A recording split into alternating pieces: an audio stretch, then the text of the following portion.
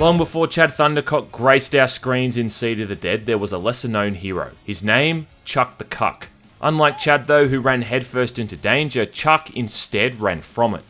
And Chuck is the protagonist in the utterly bizarre shooting game someone sent to me called Harem Trigger, developed by CQC Software. And I think taking one look at this thing, you can figure out what kind of game it is. The kind of game you don't really want other people to see you playing, among other things.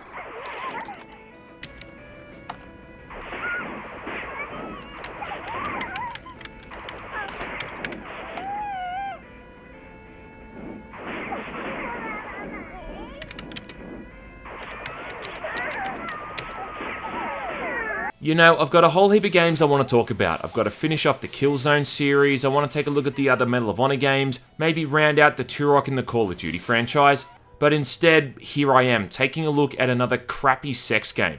And why is that? Well, because people seem to like these kind of videos more than the other ones.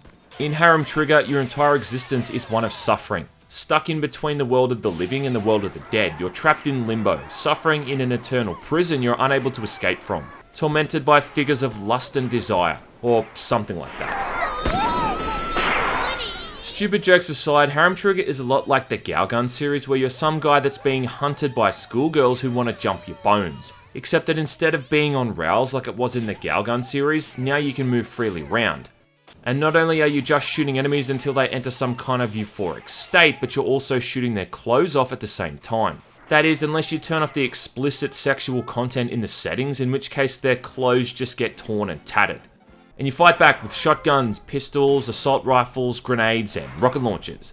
Now, if they manage to get a hold of you, one of a few things is going to happen. A. They'll awkwardly rub your face in their boobs. B. They'll awkwardly squash your head with their thighs. C. They'll awkwardly hover inches from your face and try to kiss you. D. They'll awkwardly stomp on your groin, or E. They'll awkwardly sit on your face.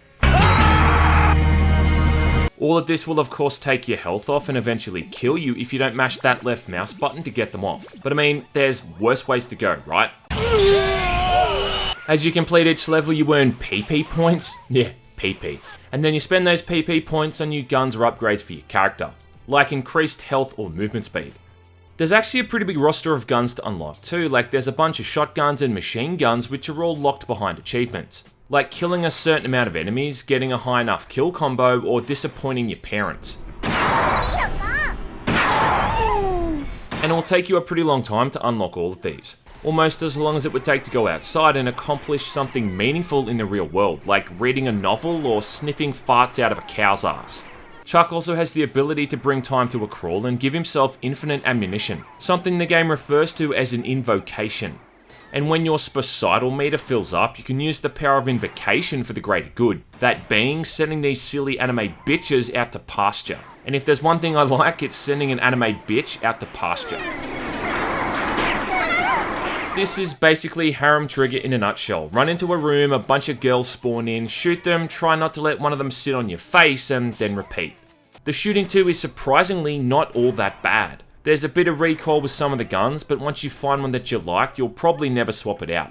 Whenever you've got the sniper rifle, you'll get the odd slow motion shot too, like you're playing Max Payne or something.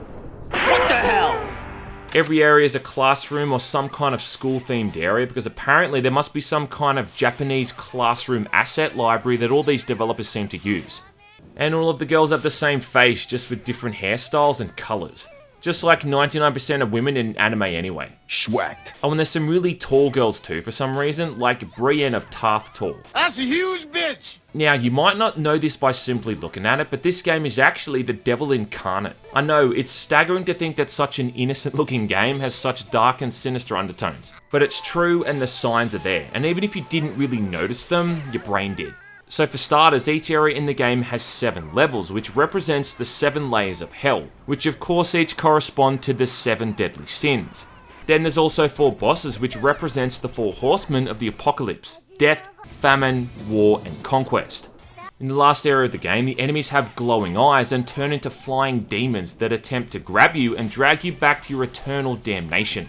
Enemies spawn in with a puff of smoke, which makes sense considering they're being teleported in from hell itself. And Chuck's special ability, like I said, is literally called Invocation, much in the same way that someone would invoke, Satan. Come again? So with all these factors in place, we can see that this game really is the work of our Dark Lord, the one true evil and our only master.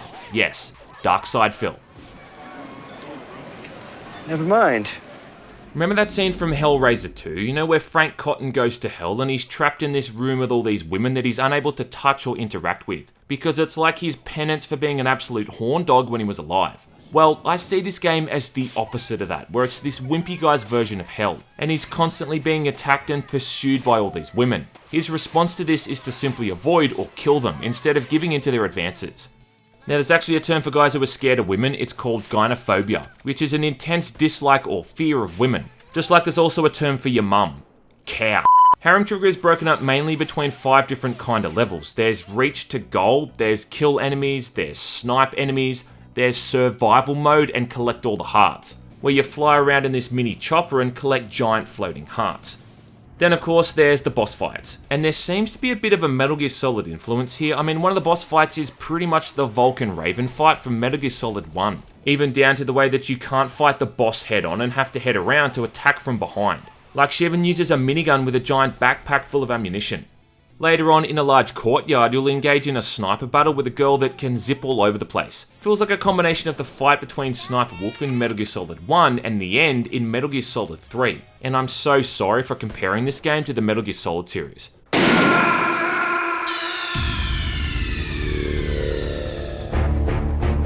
After all these boss fights, you're basically restrained against your will and molested by these women, who gang up and take advantage of our poor socially awkward protagonist. Shame on them.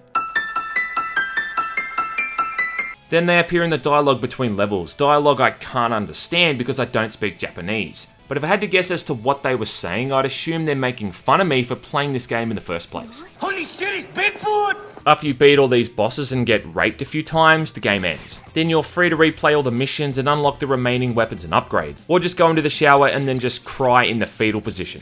Still, look, as stupid as all this shit is, I do have to say that this game is entertaining on some level. I mean, for starters, it might have the single best animation for reloading an automatic shotgun I've ever seen in a video game. Like, check this out. He just throws all of the shells up in the air and somehow loads them all in at the same time. It's fucking brilliant. Seeing girls run towards you with giant bundles of dynamite or using a swimming kickboard as a body shield is just so surreal that it's hard to not be intrigued by the whole thing.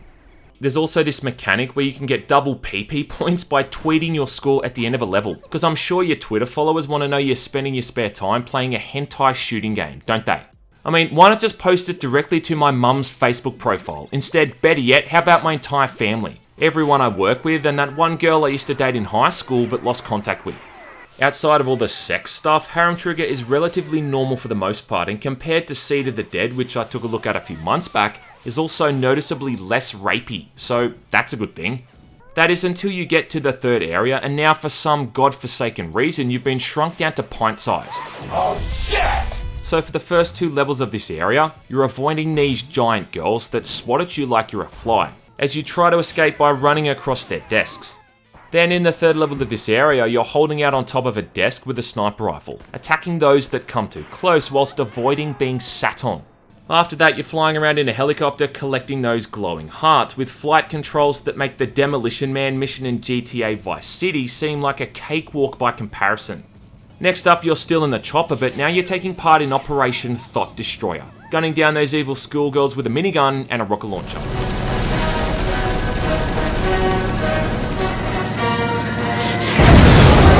Finally, the boss for this area is another giantess who expectedly swats at you but also tries to attack you with fly spray, along with having blatant bullseye marks across her body in the kind of places you'd expect.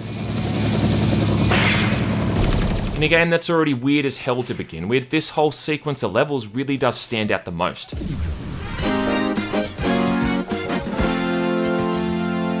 Now, again, you're probably wondering why this whole thing exists, and that's one of the many questions I had when playing this game, along with why are we still here? The answer, I believe, lies in another odd fetish called macrophilia. Wikipedia describes this as a sexual fascination involving giants, or giantesses as it is in this case.